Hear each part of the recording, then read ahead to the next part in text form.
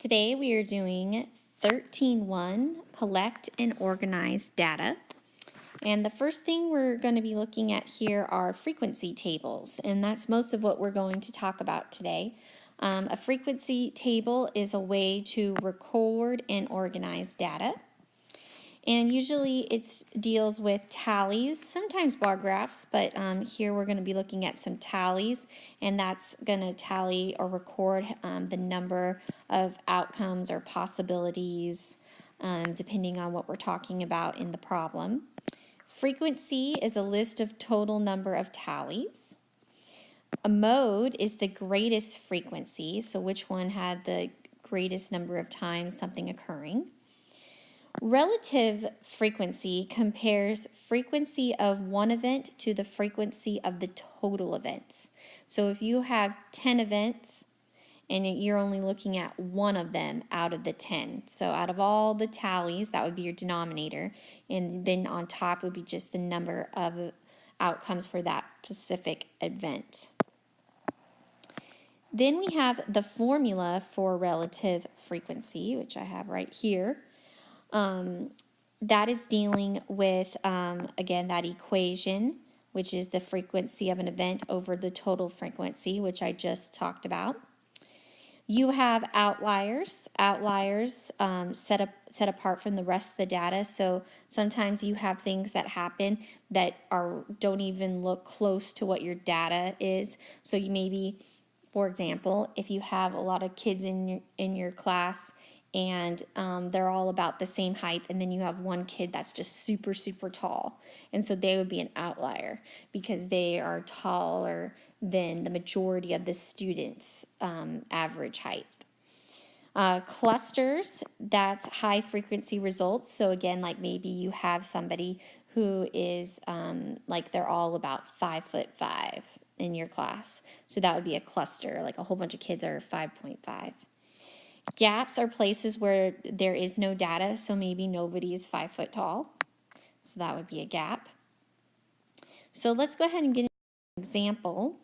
Our first example we have, it says compare each table, and it says answer each question. So here I have a poll of favorite TV channels. Okay, so we are going to look at our tallies. For the action, we have, see, 5, 10, 15, 22 tallies. For the sports, we have 20. For the travel, we have 10. And for the cartoon, we have 16. So altogether, our total frequency, which I'm just going to put here at the bottom, is 68. So if I add up all of those frequencies together, it'd be 68.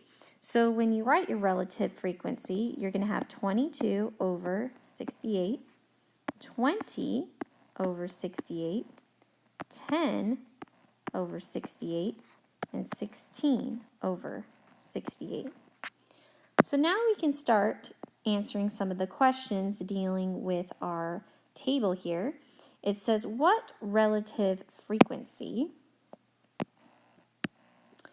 of children who favored the sports channel? So what is the relative frequency of children who favored the sports channel? So we would go ahead and look at the sports, and that's 20 over 68. So I would write, okay, I have 20 over 68. And when I plug that in my calculator, I get 29.4, and we're going to make it a percent, because that's what frequency, 29.4% preferred the sports channel. Then it asks for what is the mode of the data. So that's the one that is the most frequent. So when we look, 22 is our biggest frequency. And that is, and I'll show you where I'm looking, 22 right here. And that is our action. So we know that the mode is the action. So that would be the channel most people like to watch, is the action channel.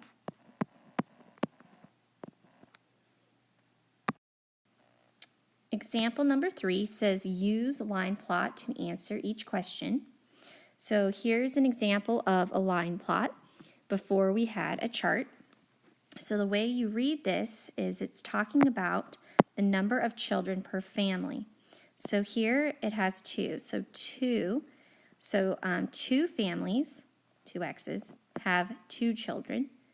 3 families have 3 children. 2 families have 4 children. 2 families have 8 children. And 2 families have 10 children. So the question that we're looking at first says, does the data include outliers? So if you look right here, these 2 don't go with this cluster. They're out all by themselves. So I would say that 8 and 10 are outliers.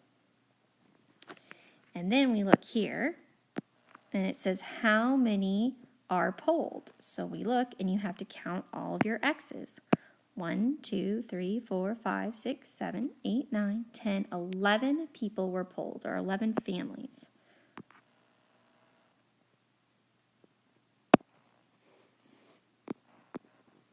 And it says, what is the mode of the data? So where are the most X's? That means that we look here, and here we have 3 X's, so 3 families had 3 children, and that is the most. So we're going to have 3. So the mode is 3 children.